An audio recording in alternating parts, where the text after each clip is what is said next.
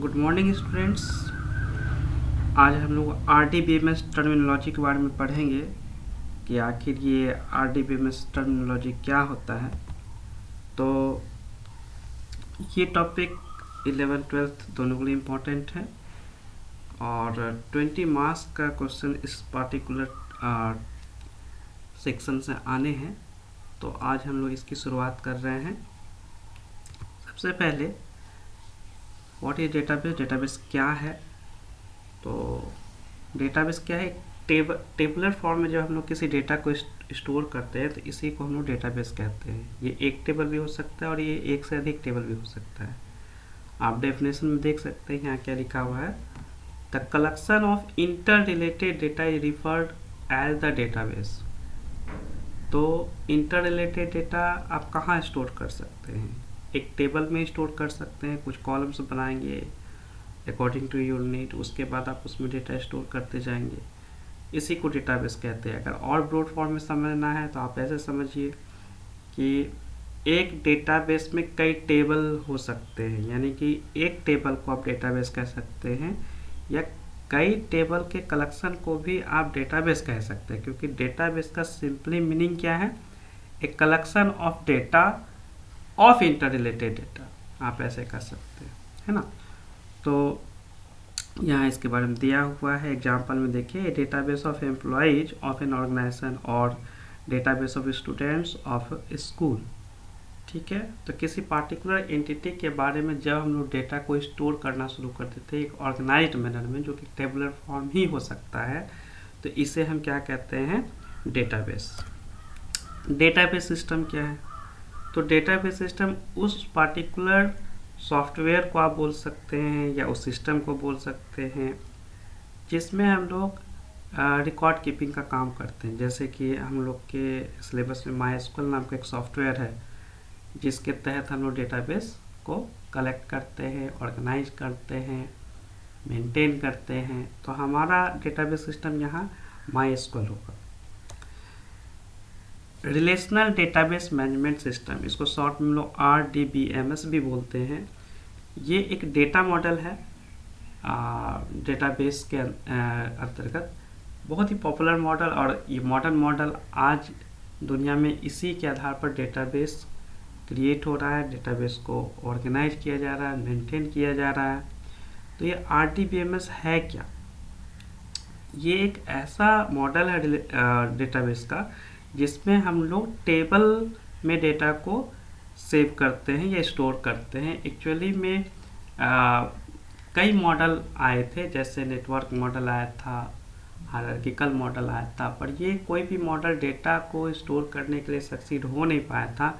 तो जो model succeed हुआ और जिस मॉडल के आधार पर आज हम काम कर पा रहे हैं वो मॉडल क्या है, रिलेशनल डेटाबेस सिस्टम।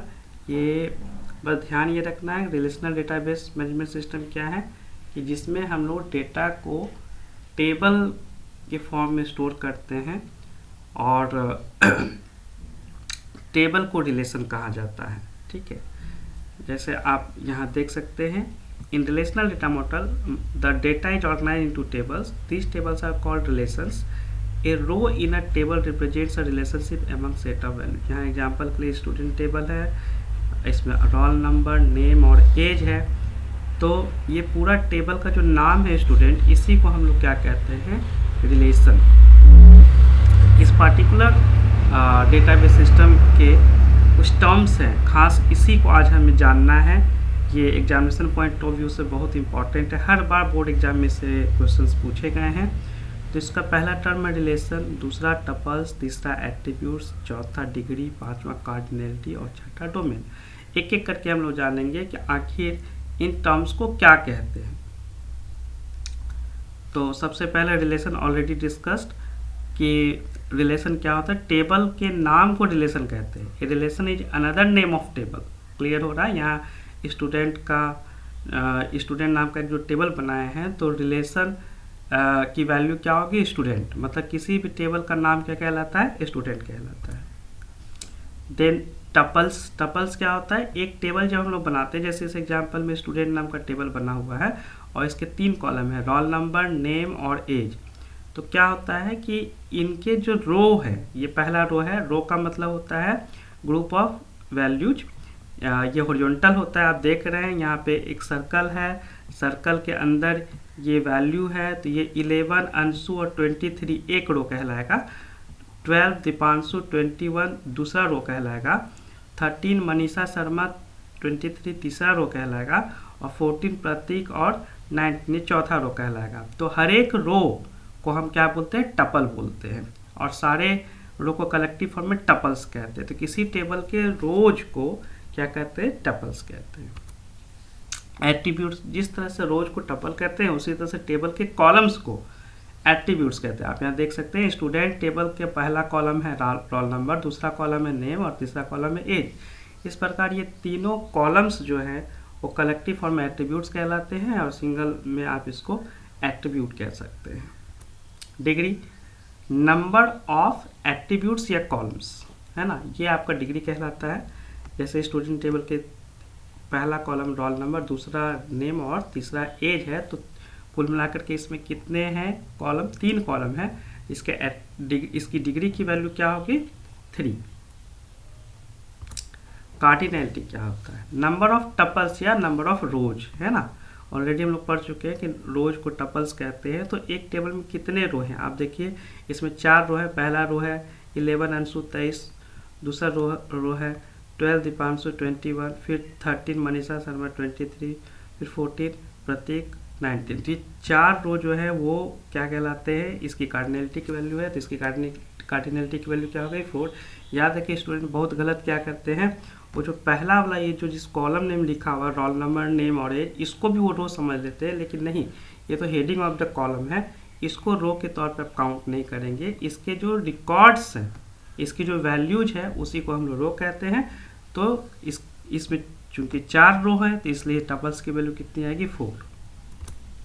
डोमेन क्या होता है, डोमेन का डेफिनेशन है it is pool of values which the actual values appearing in a given column are drawn. जैसे एग्जांपल के लिए आप देखिए स्टूडेंट टेबल में 4 कॉलम है, और role number name category gender, roll number में कुछ वैल्यूज है, नेम में कुछ वैल्यूज है, कैटेगरीज में कुछ वैल्यूज है, जेंडर में कुछ वैल्यू है। तो ये किसी पार्टिकुलर कॉलम के जो कुछ वैल्यूज होते हैं उसी को हम लोग डोमेन कहते हैं। जैसे एग्जांपल के लिए जेंडर कॉलम में सिर्फ 2 ही वैल्यू है, फीमेल और मेल, तो इसकी डोमेन की वैल्यू क्या होगी, केवल फीमेल और मेल हो गए। उसी तरह से कैटेगरी जो कॉलम है उसमें केवल 3 ही वैल्यू, ओबीसी, जेंडर, एसटी और एससी, सॉरी 4 वैल्यू है। तो इसके डोमेन की वैल्यू क्या हो जाएगी, ओबीसी, जेंडर, एसटी और एससी। मेरे ख्याल से क्लियर हो रहा है आपका ये सारा टर्म्स। तो आज हम लोग इतना ही जानेंगे कि आखिर हमारे आरडीबीएमएस के टर्म्स क्या क्या हैं। अब आज का आपका असाइनमेंट है कि आप ये एक टेबल देखिए क्या है। ये एक टेबल स्पोर्ट है, इसमें 3 कॉलम्स हैं, गेम, प्लेयर, प्राइज। तो आज जो आपने पढ़ा हुआ है कि आरडीबीएमएस टर्मिनोलॉजी में कि रिलेशन क्या होता है, एट्रीब्यूट क्या होता है, तो आपको क्या करना है कि इस पार्टिकुलर टेबल का जो भी आपने देखा था उस टेबल का आपको जितने भी terminology RDBMS terminology, it means कि रिलेशन क्या होता है बताना है, टपल्स क्या होता है उसका बताना है, उसके एट्रीब्यूट्स क्या है बताने हैं आपको, डिग्री क्या है बताने हैं, कार्डिनैलिटी क्या है बताने हैं, डोमेन क्या है बताने हैं। आप ध्यान से समझ लीजिए। ये जो टेबल है आप देख रहे होंगे उसका आउटपुट आ रहा है, स्पोर्ट टेबल है, उसके 3 कॉलम्स है, गेम, प्लेयर, प्राइज, उसकी कुछ वैल्यूज है। इसका आपको रिलेशन, टपल्स, एट्रीब्यूट्स, डिग्री और कार्डिनैलिटी, डोमेन की वैल्यूज क्या है ये आपको आज बताना है। Okay, thank you.